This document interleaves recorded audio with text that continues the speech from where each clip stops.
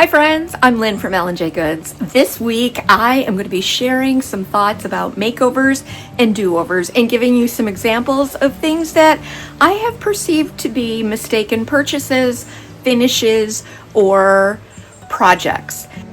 Is your project or idea or purchase a failure? Or can you turn it around and make it something wonderful? We all make those mistakes when we buy something that we maybe have regrets about.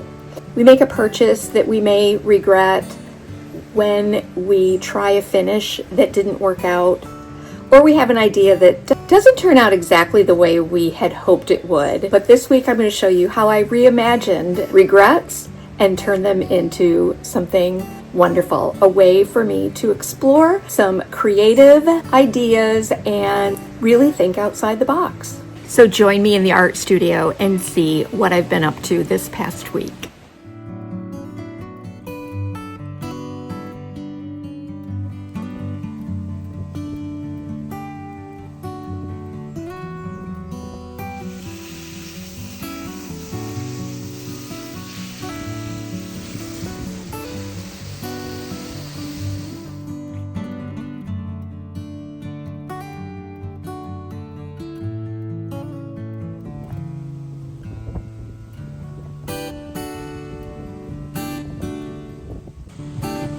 You hung her up. Isn't she sweet? She's so sweet. She only can use her left arm though. Oops. This is one of those pieces that's going to get a complete makeover. It was cobbled together many years ago. Actually, it was that way when we bought it. So instead of just throwing it away, I suggested to JR that we add doors. On Friday, we did a little bit of focused marketplace shopping just to find some pieces for the art cottage. This is a great little chaise, but it ended up being not quite the right thing for me and for the cottage. But that's okay, because we're ending up going in a different direction and using something that we already have, plus some of JR's woodworking skills, along with help from my friend Gary, the upholsterer.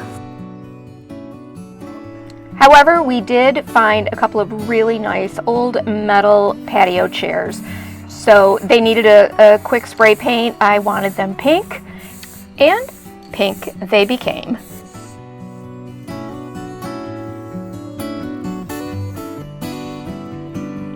My main project for the art cottage is working on that dresser. Again, I purchased it, I loved it, thought I could make it work, but ended up sanding down the drawer fronts just to get rid of those painted on flowers. I didn't want this dresser to become another piece that I regretted buying. So I had to figure out a way to blend the paint on the drawer fronts where I had sanded through to the wood. I used my DIY paint in a mixture of faded burlap and sandy blonde, and lo and behold, I came up with just the right mix of paint to make the drawer fronts blend into the rest of the dresser. Hey, darling, can I tell you what's been on my mind? Sick and tired of the 9 to 5 in the city life. Hey, darling, we could get out of town, see the beautiful world around, wanna see it now. After giving it a lot of thought and going through a lot of different options, my final decision was to use a stamp, an IOD stamp, on these drawer fronts. I was challenging myself to do the stamping because y'all know that it's not my favorite thing to do. So I taped off that purple painted border. I used some Debbie's DIY white swan in the IOD brayer and that beautiful trellis pattern from the IOD veranda stamp. So I'm really cutting myself some slack here, using the Debbie's DIY and not putting a lot of pressure on myself, because I do want this stamped pattern to look very rustic, like the rest of the dresser finish. You can see that I also used one of the masks from the Veranda stamp. That's that little oval that's in the center, because I want to be adding another little element there and have this trellis pattern go around the mask. In that car, leave a little note and we'll drive real far. Let's get out, we can leave this city. Let's drive to the open air. Yeah, the countryside is so pretty, with the wind blowing in your hair. We can look back someday, baby, don't you? Because the Debbie's DIY paint is reactivated with water, I'm able to clean up any little mistakes that I make with a wet cloth or baby wipe. Then I used one of those little oval frame elements from the Veranda stamp to create a focal point on each drawer.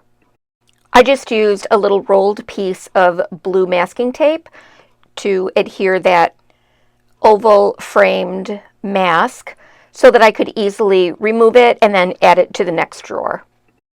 You can see that when I lay the trellis pattern over top of that mask, I'm actually applying the trellis and the paint right onto the mask. Then when I lift it off, it's going to leave that nice oval space behind the mask.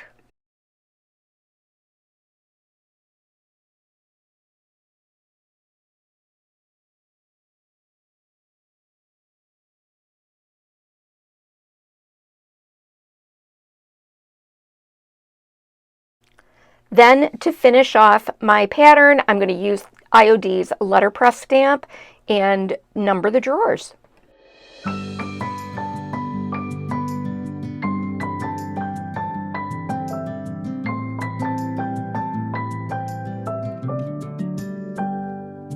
May you always find your way to higher ground.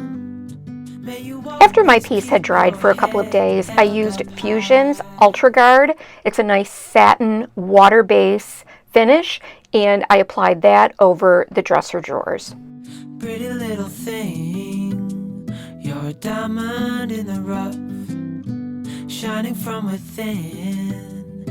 I can tell that you're tough.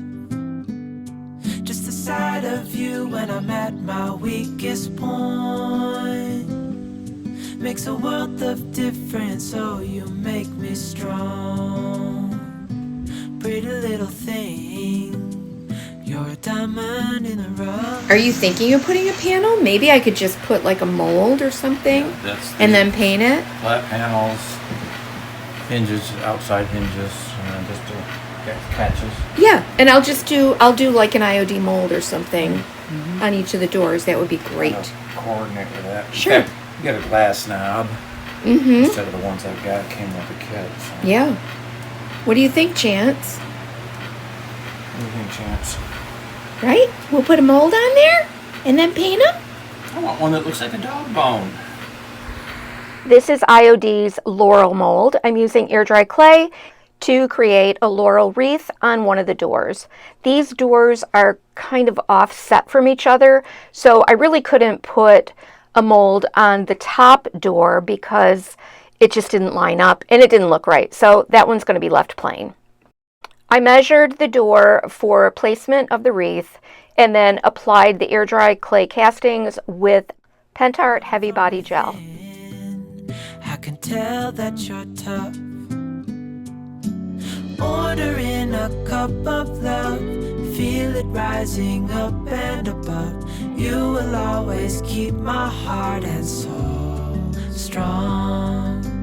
Plant your seeds and watch them grow. The light will always know where to go. You will always keep my heart and soul strong.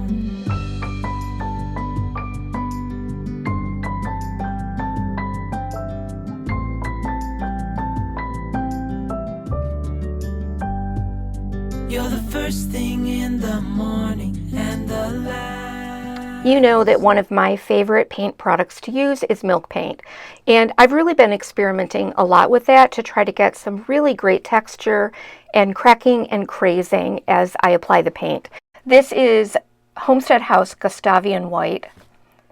I just mixed it extra thick and allowed the texture of that thick milk paint to be my first coat.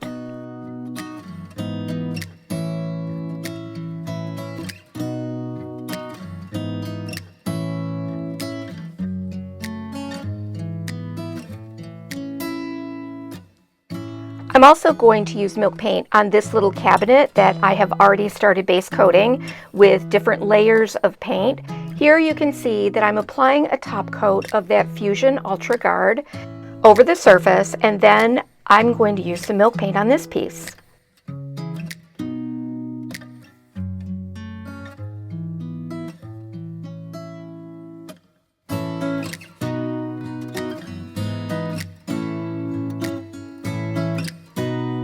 I'm really looking forward to the week ahead when I can get that milk paint out and start putting all of that wonderful texture and layering on those last two pieces of furniture.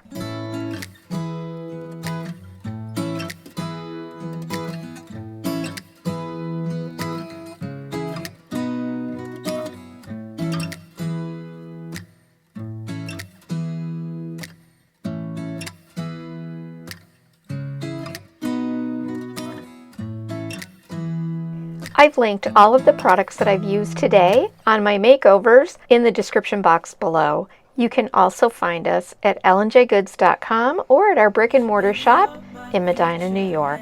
You are my past, pretty little thing. You're a diamond in the rough, shining from within. I can tell that you're tough. Ordering a cup of love, feel it rising up and above. You will always keep my heart and soul strong. Plant your seeds and watch them grow. The light will always know where to go. You will always keep my heart and soul strong.